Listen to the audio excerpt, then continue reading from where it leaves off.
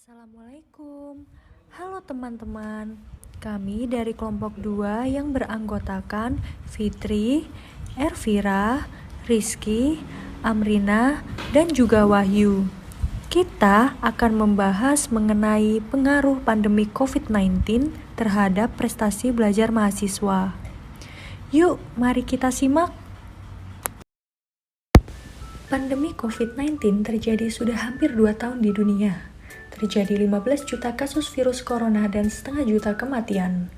Namun saat ini, pandemi belum berakhir. Hal itu menyebabkan aktivitas yang dilakukan secara langsung terhambat saat ini. Siapa sih yang tidak lelah dengan hal ini? Meskipun terasa berat, namun kita tetap harus menjalankan aktivitas seperti biasanya.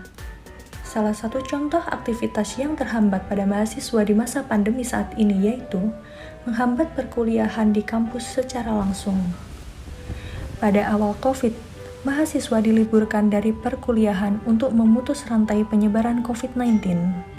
Namun, hal ini tidak bisa terjadi terus-menerus, sehingga pemerintah menghimbau untuk melakukan pembelajaran secara daring. Perkuliahan secara daring banyak menimbulkan masalah untuk mahasiswa. Sebelumnya, yuk mari kita cari tahu apa sih pembelajaran daring itu. Mahasiswa adalah seorang yang sedang menempuh pendidikan tinggi di sebuah perguruan tinggi. Pembelajaran adalah proses interaksi peserta didik dengan pendidik dengan bahan pelajaran, metode penyampaian, strategi pembelajaran, dan sumber belajar dalam suatu lingkungan belajar. Tujuan pembelajaran yaitu 1. Memudahkan dalam mengkomunikasikan maksud kegiatan belajar mengajar. 2. Memudahkan dalam menyusun bahan ajar. Ketiga, membantu dalam menentukan kegiatan belajar dan media pembelajaran. Yang keempat, memudahkan mengadakan penilaian. Dalam pembelajaran mahasiswa, maka seorang mahasiswa berlomba untuk mendapatkan prestasi belajar yang baik. Apa itu prestasi belajar? Prestasi belajar merupakan hasil belajar yang dicapai setelah melalui proses kegiatan belajar mengajar. Saat pandemi COVID-19 terjadi, maka mahasiswa melakukan pembelajaran atau kuliah secara daring. Apa itu pembelajaran daring?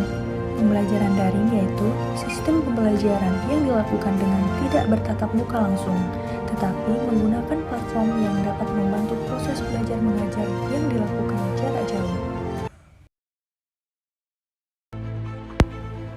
Yuk, mari kita simak wawancara dari beberapa narasumber mahasiswa mengenai kuliah daring pada saat COVID-19. Berikut adalah wawancaranya. Selamat menonton!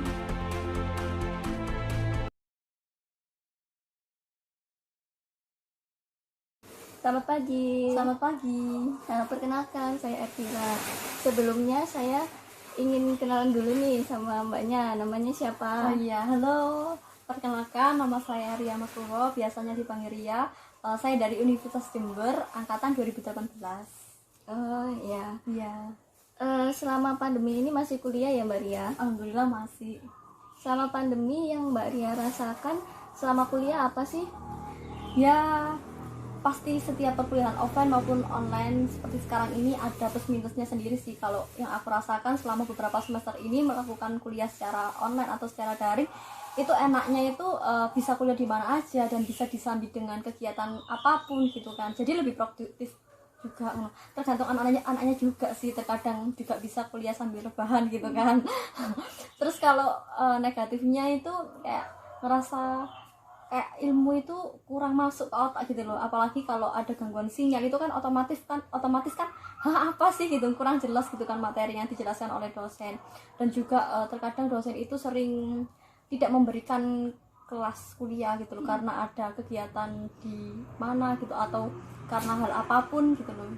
Dan memang seringnya sih nggak ada kelas, cuma dikasih materi aja berupa PPT terus presensi. Tapi ya namanya juga mahasiswa, pasti kan ya cuma presensi aja, terus materinya di download aja, nggak dibaca. Kalau boleh tahu udah berapa lama nih Mbak Ria kuliah daring? Ternyata udah lama ya. Nggak kerasa 3 semester ya. Iya, 3 semester dari Maret. Kemudian apa sih yang Mbak Ria rasakan perbedaannya selama kuliah daring sama saat kuliah offline? Perbedaannya ya itu tadi, lebih enak kuliah offline-nya itu bisa materinya bisa nangkep, bener-bener nangkep gitu loh, dan bisa interaksi langsung juga dengan dosennya gitu kan. Terus bisa lebih fokus juga, kan nggak mungkin kalau kita kuliah offline disambi sama tidur atau rebahan gitu kan. Kalau kuliah online gini kan bisa disambi sama rebahan bahkan sampai ketiduran gitu kan, jadi kayak nggak niat gitu kuliahnya. Terus ya gitu sih, dan menurutku emang lebih enak kuliah secara offline sih, lebih maksimal aja. Gitu. Lebih enak ya. Iya. Terus kalau saat pandemi ini ya, masalah apa sih yang Mbak Ria hadapi saat kuliah daring? Yang pertama pastinya gangguan sinyal itu kan, sering juga itu kan, mungkin aku di mana atau di mana gitu kan, nggak mungkin di suatu tempat itu sinyal selalu ada gitu kan. Dan Untuk mengenai prestasi gimana nih Mbak Ria? kalau prestasi sendiri itu ya fluktuatif sih, naik turun, tapi ya kebanyakan turunnya juga banyak tugasnya tapi nilainya ya gitu. Terus yang menyebabkan nilainya Mbak Ria turun itu apa sih? Karena apa? Mungkin karena kurang paham ya dengan materi yang dijelaskan. Kadang juga dosen itu kan kalau kuliah daring itu kan apa ya, waktunya itu nggak full gitu loh. Mungkin cuma 20 atau 15 menit gitu kan. Jadi materi yang disampaikan itu nggak bisa tersampaikan semua, dan tugas yang diberikan itu terkadang apa sih ini gitu loh, kayak apa ya gitu loh, kurang jelas bahasanya atau gimana. Bahkan pernah ada dosenku ngasih tugas itu satu kelas pada nggak paham dengan bahasanya. Ya gitulah kendalanya. Terus untuk kedepannya ini harapannya Mbak Ria itu apa? Harapannya ya semoga pandemi segera usai dan kita bisa untuk melakukan kegiatan perkuliahan secara offline seperti sedia kala. Ya, aktivitas kembali normal lagi ya. Benar banget. Udah. Baik Mbak Ria, terima kasih atas waktunya. Ya, sama-sama. Assalamualaikum, selamat pagi Mbak Cynthia. Waalaikumsalam. Gimana nih kabarnya Mbak Cynthia? Alhamdulillah baik. Ya, Mbak Cynthia ini sudah berapa lama ya berkuliah? Sudah 4 semester. Berarti merasakan kuliah offline ya? Iya. Apa sih Mbak yang dirasakan ketika kuliah pada masa COVID ini? Yang pertama masih kurang memahami materi yang disampaikan oleh dosen. Ya. Terus berarti sudah berapa lama kalau kuliah daring? Sudah 1 tahun. 1 tahun. Ya. Apa sih Mbak perbedaannya kuliah online sama kuliah offline itu kalau menurut Mbak sendiri? Kuliah offline sedikit lebih disiplin, sedangkan daring itu membuat jadwal sendiri. Misal jamnya dimajukan atau diundur, itu kita membuat jadwal sendiri gitu. Jadi lebih rumit. Terus kalau masalah yang dihadapi selama kuliah daring apa aja Mbak? Ada nggak sih?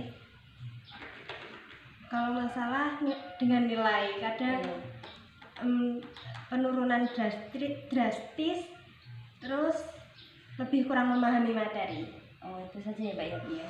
Terus penyebabnya dari masalah tersebut itu apa ya Mbak ya? Penyebabnya melalui video yang disampaikan itu kurang detail.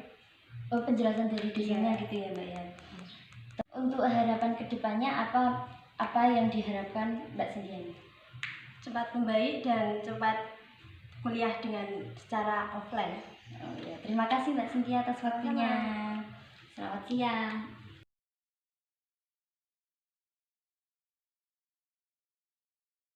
Oke, assalamualaikum warahmatullahi wabarakatuh. Perkenalkan, nama saya Rizky Ardianto dari jurusan Psikologi UIN Sunan Ampel Surabaya semester 7. Nah, di sini kali ini saya akan mewawancarai teman-teman mahasiswa dari Universitas Mari Hasim Latif ya. Boleh perkenalkan diri? Nama saya Rahmat Mustafa, bisa dipanggil Mustafa atau Rahmat. Boleh tahu jurusannya dan semesternya? Saya di KP semester 4. semester kematian. Oke, Mas. Nanti saya akan menyampaikan sedikit tentang prestasi belajar masnya. Nah, yang pertama ini apa yang masnya rasakan ketika kuliah daring selama COVID-19 ini, Mas? Ya saya nggak kuliah, Mas. Nggak kuliah? Iya. Masih nggak kuliah gimana? Ya gimana kuliah, cuma absen saja. Oh gitu. Absen saja ya, Mas? Iya, Mas. Nah, terus masnya ini sudah berapa lama kuliah daring? Kuliah daringnya sejak awal corona, Mas. Itu sudah tahu Mas. Ya perkiraan mungkin dari awal masuk corona saat bulan 3 atau bulan 4 gitu, tahun 2020. Ya waktu pemerintah mengeluarkan edaran itu, Mas. Oh, kebijakan itu. Iya. Nah, dari di sini sampean pasti akan merasakan perbedaan kuliah langsung sama kuliah daring, luring atau daring. Nah, bagaimana perasaan sampean? Enaknya gimana? Perbedaannya gimana? Enaknya sih, Mas, soal tugas dan UTS-nya, Mas. Itu yang Kalau kuliah daring, Mas. kuliah daring enaknya di tugas. Dan saat-saat UTS itu soalnya kan bisa kontak-kontak sama teman. Oh gitu, berarti bisa jadi tips dan trik. Iya. Kalau offline, luring? Kalau offline kan langsung ketemu dosen, Mas, kita nggak bisa. Nggak bisa kerja sama Iya, dengan nggak teman bisa gitu. kerja sama dengan teman. Oke Mas, terus ini ada lagi. Jadi Masnya punya masalah apa yang terjadi selama kuliah dari mungkin kayak berkaitan dengan prestasi atau yang lain? Saya rasa sih nggak ada, Mas. Nggak ada. Soalnya bahkan saya rasa lebih meningkat soalnya itu kan kita kerja sama. Itu berarti prestasi belajar Masnya bisa lebih meningkat karena bisa kerjasama dengan mahasiswa yang lain. Iya, benar Oke. sekali. Sekedar tips. Oke, lanjutnya Mas ya. Jadi sini apakah yang menjadi penyebab masalah tersebut bisa jadi terjadi? Jika kayak misal Masnya ini kan lebih prestasinya lebih bagus ya. Nah, penyebabnya itu dari teman-teman Masnya sendiri kan? Ya kemungkinan bisa. Kemungkinan bisa terjadi. Soalnya kan kadang juga Karena banyak. kalau kerjasama kan lebih semangat gitu, Mas. Oh, Ya, gitu. kalau sendiri kan males gitu, Mas. Jadi kayak sebuah ada support dari teman-teman juga Iya. masing-masing. Nah, untuk harapan ke depannya untuk saat kuliah daring atau masalah pandemi. Aduh, gimana, Mas? Pandemi terus ya. Nggak dapat apa-apa, Mas. Nggak dapat apa-apa. Cuma dapat nilai, nggak dapat ilmu. Oh, menurut Masnya nah, untuk harapannya gimana? Ya semoga pandemi ini cepat selesai, Mas. Mas sekian ya, mohon maaf ganggu waktu Mas nyatanya, Mas Sama-sama. kerjanya dan Mas Mustafa ya. Iya.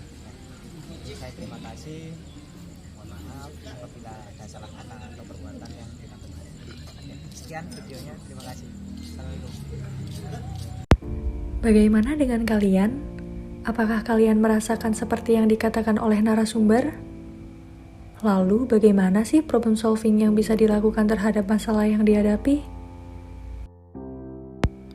Yuk, mari kita simak beberapa problem solving yang bisa dilakukan oleh narasumber.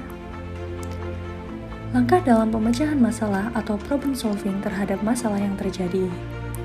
Masalah yang sedang terjadi adalah masalah mengenai menurunnya prestasi belajar mahasiswa pada saat pandemi COVID-19. Gejala apa sih yang muncul dari masalah tersebut? Yaitu 1. Kurang memahami materi yang disampaikan, 2. Terkendala jaringan atau kuota, 3. Device kurang mensupport, 4. Pembelajaran daring terkesan membosankan. Sudah berapa lama sih masalah terjadi? Masalah ini terjadi 1 semester ke belakang. Bagaimana sih prosesnya? Saat melakukan pembelajaran daring, mahasiswa sulit memahami materi yang disampaikan oleh dosen dan kurang bersemangat dalam kuliah, sehingga ketika terjadi penilaian akhir semester, nilai yang didapatkan lebih rendah dari nilai sebelumnya. Siapa sih yang mengalaminya? Mahasiswa yang melakukan pembelajaran daring. Dampak apa sih yang terjadi? Mahasiswa merasa kurang bersemangat dalam pembelajaran secara daring. Apa sih penyebab dari masalah yang terjadi? 1. Kurangnya pemahaman materi yang disampaikan. 2. Kendala sinyal dan device. 3. Mahasiswa kurang bersemangat saat kuliah daring. 4. Banyaknya tugas yang diberikan oleh dosen namun mahasiswa kurang paham mengenai tugasnya. 5. Pembelajaran daring yang dilakukan terkesan membosankan bagi mahasiswa. Solusi apa sih yang dapat digunakan dalam problem solving dari masalah tersebut? 1. Menanyakan kepada dosen ketika tidak paham mengenai materi yang diberikan atau meminta teman yang paham mengenai materi yang disampaikan untuk menjelaskan. 2. Mencari sinyal atau jaringan yang kuat di daerah rumah. 3. Memahami kembali materi yang telah diberikan dengan browsing pada internet atau membaca ulang materi. 4. Menyarankan kepada dosen mengenai pembelajaran yang tidak membosankan. 5. Mengatur waktu dengan baik agar tugas dan kuliah berjalan lancar. Apakah ada risiko dalam menerapkan solusi? Risiko ketika bertanya atau menyarankan ke dosen hendaknya jelas dengan kalimat yang baik. Ketika tidak bisa menyarankan pembelajaran yang digunakan dengan baik, maka risikonya mahasiswa harus tetap mengikuti dosen atau ketika saran ditolak, maka mahasiswa harus menerimanya. Terima kasih. Sekian penjelasan dari kelompok kami. Wassalamualaikum warahmatullahi wabarakatuh.